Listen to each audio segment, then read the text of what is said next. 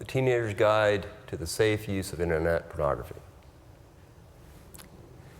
My name is Christopher Mulligan, and I am a therapist and sex educator here in Los Angeles, California, specializing in teen video and internet addiction. Today, I'm going to talk to you about online or cyber pornography, a topic that is typically left out of school-based sex ed programs. Sex education classes usually cover topics like sexually transmitted diseases, types of contraception, the consequences of teen pregnancy and sexual development or human reproduction. Some classes now focus on abstinence from sex, the don't do it message. Some focus on having sex in a safe manner, avoiding sexually transmitted diseases, and teen pregnancy. Some classes explore sexual orientation, straight versus gay. Although we are now well into the 21st century and just about every teen is plugged into the net, the topic of online sex, particularly online or cyber porn, is ignored by sex educators. Why? It seems the cyber world of sex has simply gotten out in front of educators, and most sex educators are frankly uncomfortable with talking about teens and pornography. Ignoring teen use of online porn is a mistake because it is free, it is easy to access, and very intriguing to teens. According to Wendy and Larry Maltz, co-authors of a great book called The Porn Trap: The Essential Guide to Overcoming Problems Caused by Pornography, there are more than 400 million pages of pornography on the internet. And according to Dr. Patrick Carnes, one of the world's leading experts in the area of online sexual behavior, there is $320 billion generated annually by the cyber porn industry. To put that in some perspective, that is more revenue than professional football, baseball, and basketball combined. So today we are going to have an open and honest discussion about online or cyber sex, focusing on pornography. Let's start with the most basic of all questions. What amount and what type of pornography is appropriate or safe? Put in a different way, are there websites that are educational or provide good information while using sexually graphic images? Now, both teens and adults report using the internet to research sexual information on issues such as preventing STDs, purchasing and reviewing options for contraception, and exploring human sexuality. Also, cyberspace allows teens and adults to explore sexual fantasies, explore sexual preferences, and learn about different forms of sexual expression in the safe and secure environment of one's home. Unfortunately, studies indicate that somewhere between 5 and 15% of online porn users struggle to control their behavior and experience truly devastating and long-lasting consequences. Some people become compulsive in collecting and viewing pornographic images. Other people cross legal boundaries online, such as looking at child pornography, while others find themselves spending 10+ hours a day online in search of cybersex or romance.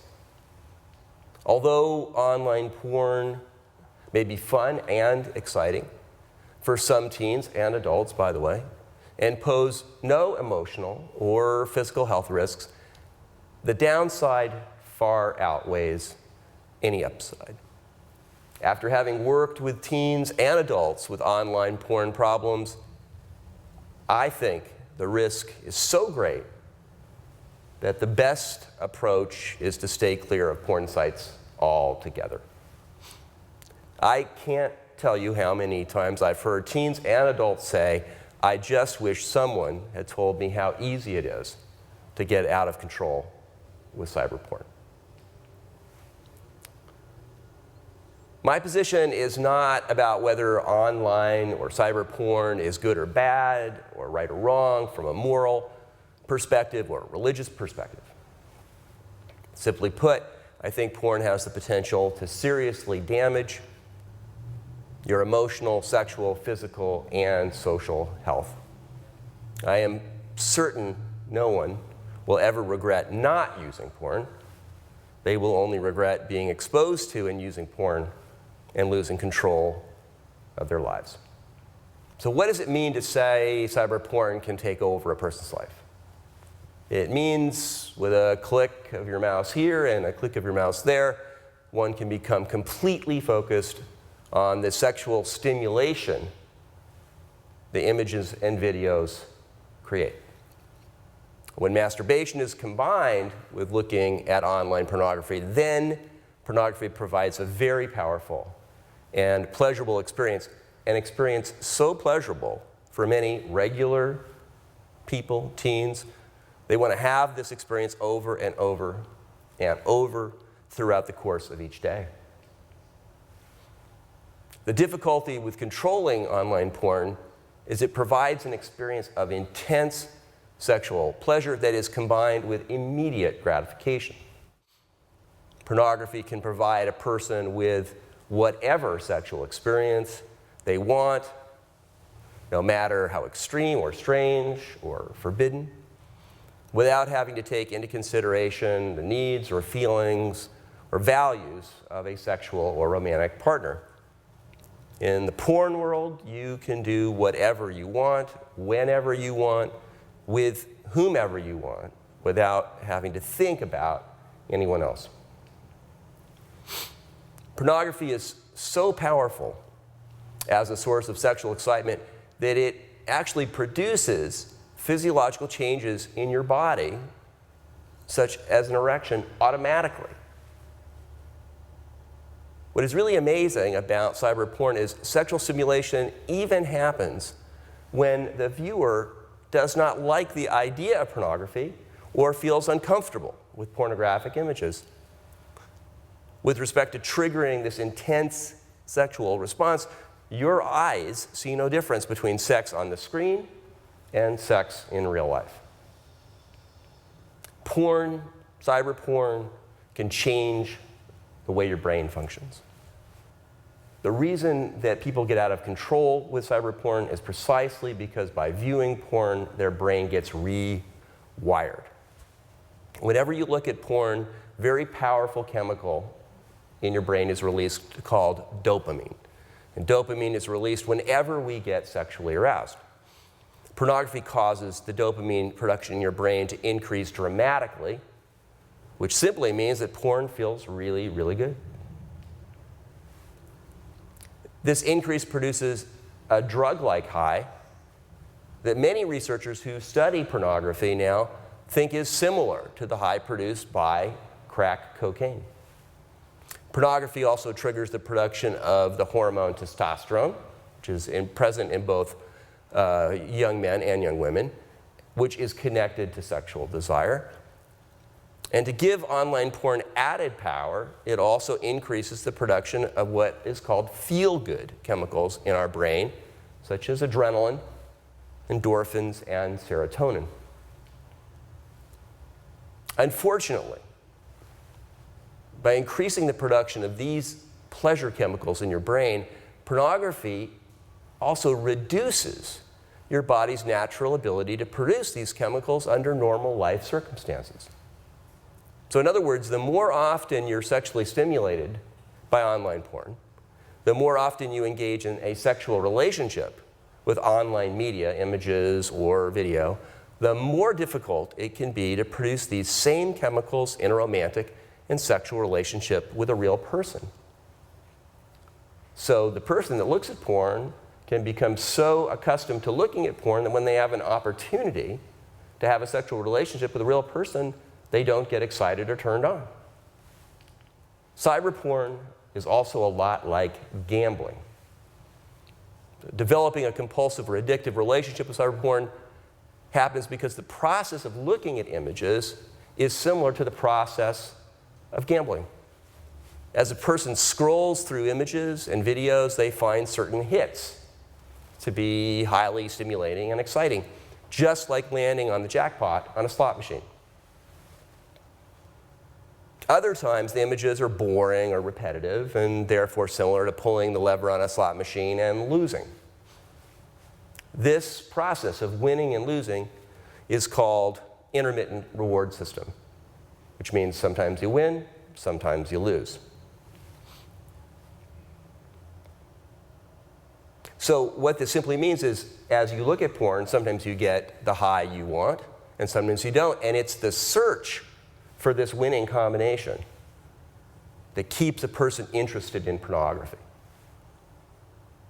So the bottom line message here is the gambling-like nature of cyberporn, combined with intense sexual stimulation produced by cyberporn, doubles its potential for creating addiction.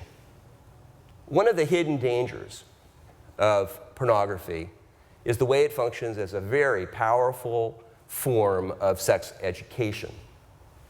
The problem is the educational messages of pornography are distorted, misleading, and in many cases, completely wrong. As Wendy and Larry Maltz explained in their book, the most misleading educational message of pornography is that porn sex is great sex. One should strive for casual and impersonal sexual encounters, which is what happens in porn scenes. Pornography also communicates that no one ever feels exploited or taken advantage of after sex. Cyberporn says any type of sexual activity is enjoyed by women, and women in real life are supposed to look and act like porn stars. Pornography actually teaches young men that women are sex objects and are available to please men without needing to be treated in a loving, respectful, tender, or romantic manner. Many teens and adults also use cyberporn as a way of dealing with negative feelings, such as anger or loneliness, rejection, depression, and anxiety. By coming home and tuning into pornographic images, videos, or chat rooms, a teen can get rid of negative feelings and replace them with a fantasy experience that produces feelings of excitement and pleasure, power, and confidence. It's easy to forget that what happens online is a fantasy and that all of the feelings created online are part of the fantasy. But it can be pretty hard to leave this fantasy world if your day-to-day reality feels depressing because of maybe rejection from peers at school or family problems. So the bottom line here is pornography can function like a magic pill. Take one and all of the complicated and emotionally draining problems of everyday life vanish. The problem is, the more you live in fantasy, and this goes for video games as well, by the way, the bigger your problems become. Hiding and withdrawing from life only makes life more difficult in the long run. Teens and adults who use pornography to escape from real-world problems can develop cravings similar to the cravings described by drug addicts. Teens and adults who have developed compulsive relationship with pornography often say they spend significant amounts of time thinking about pornography when they are offline. Many people say they simply cannot think about anything except when they will be able to get back online and continue their search for more pornographic material. Unfortunately, some teens lose all interest in their offline relationships with friends and family. They neglect chores, homework, neglect their health, often by drinking caffeinated energy drinks to stay up, and then they disrupt their sleep by staying up all night, often to masturbate to porn. Some teens find themselves concealing their internet activity, lying to parents, lying to friends about what images they're viewing, while often feeling guilty and maybe ashamed. According to Wendy and Larry Maltz, withdrawing from online pornography can be filled with agitation, depression, and sleeplessness, which is identical to the experience of detoxing from alcohol, cocaine, and other hard drugs. So imagine unplugging from cyber porn only to experience sadness or anger, anxiety, physical symptoms like the flu, and then have to undergo therapy for an extended period of time just to get back to a normal state of brain functioning. It can take up to 18 months to get your brain healthy after you stop using cyber porn. That's a long time and a lot of really hard work. Now, you may be asking yourself just about now, am I really the type of person who would get addicted to cyber pornography? As mentioned above, there are many people who can look at pornographic websites, never develop any problem with their behavior. They look, they have fun, and they just move on. But then there are those who are not so fortunate. So are you one of these people? Here's what we know about teens who are most likely to become addicted to online or cyber pornography. Teens who are feeling isolated and rejected at school, especially by the opposite sex.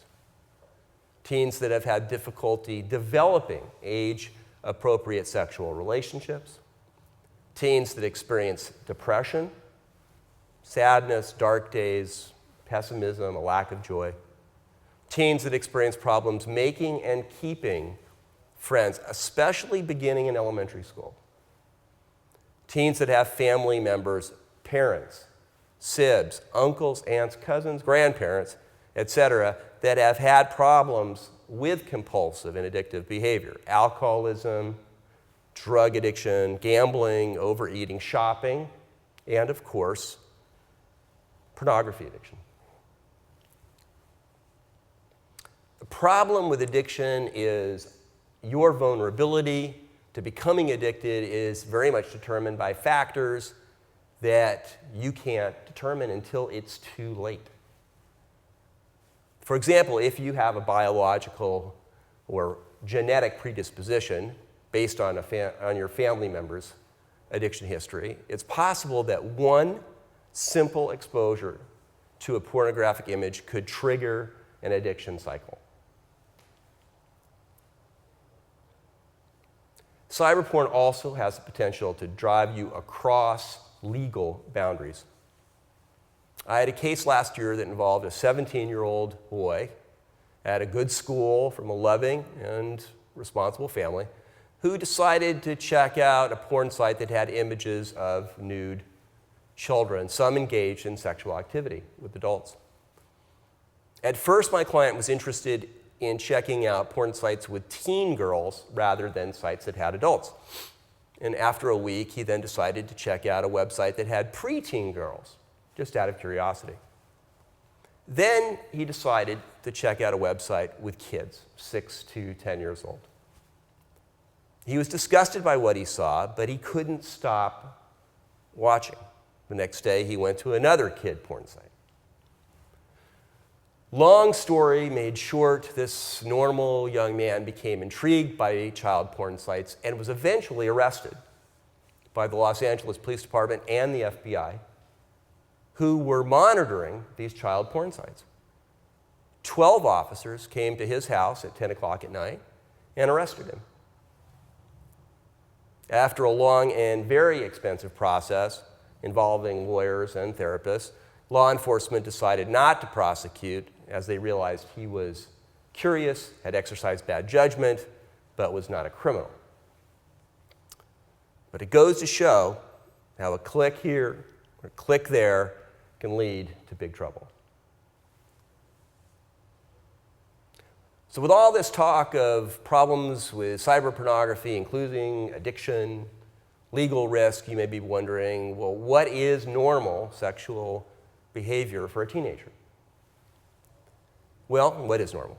Now, of course, every family and every culture is free to determine what type of sexual behaviors are appropriate and reasonable for teens.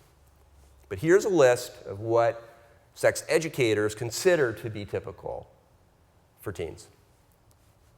Sexually explicit conversations with your peers, talking raunchy or dirty, using sexual obscenities and jokes, but in a good-natured manner, flirting, interest in erotic pictures and stories, hugging, holding hands, kissing, mutual fondling, masturbation, and mutual masturbation.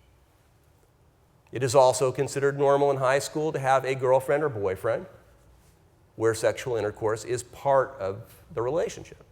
Some teenagers have one sexual partner throughout high school, whereas others have 2 or 3 stable relationships throughout high school that include intercourse. And again, your family may have different ideas and values. So how do you know if your sexual behavior is moving into an area that may be dangerous or risky? Well, if you find yourself thinking about sex all day, if you're having sex with multiple partners, if you're engaging in sexually aggressive behavior, including aggressive obscenities, sexual graffiti, violating another person's body space, exposing genitals as a joke, or perhaps a single incident of viewing a person engaged in sex or undressing without their knowledge or consent, then you may have a serious problem. Now, how do you know if you've crossed the line and you're engaging in dangerous and illegal behaviors? Well, if you are making obscene phone calls or you're sending sexually graphic and unwanted text messages, if you're exposing your private parts to strangers, if you're viewing friends or strangers while they're undressing or engaged in sexual activity on a regular basis, if you're touching someone's genitals without permission, making sexually explicit threats, forcing sexual contact, and of course, looking at sexual images or engaging in sex acts with children, then you have a very serious problem. Now, if you think your online or offline sexual behavior is becoming dangerous or is dangerous and destructive, don't hide from adults and avoid reaching out for help. Your inclination will be to hide. You'll be embarrassed, ashamed.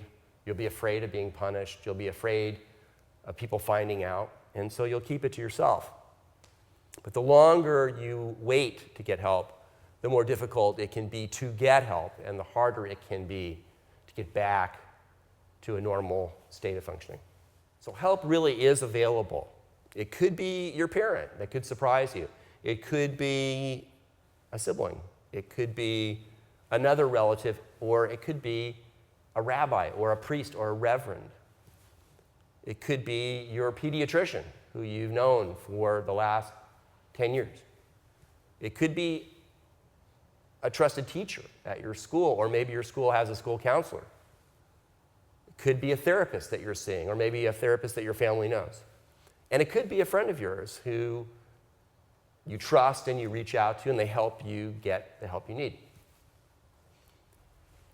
You can also always call my office toll-free at 855-735-HELP, HELP, and I would be happy to provide you and your family with education, with resources, with referrals that are appropriate for dealing with either online or offline sexual behavior problems. Again, don't hesitate to call, reach out, get help, 855-735-HELP.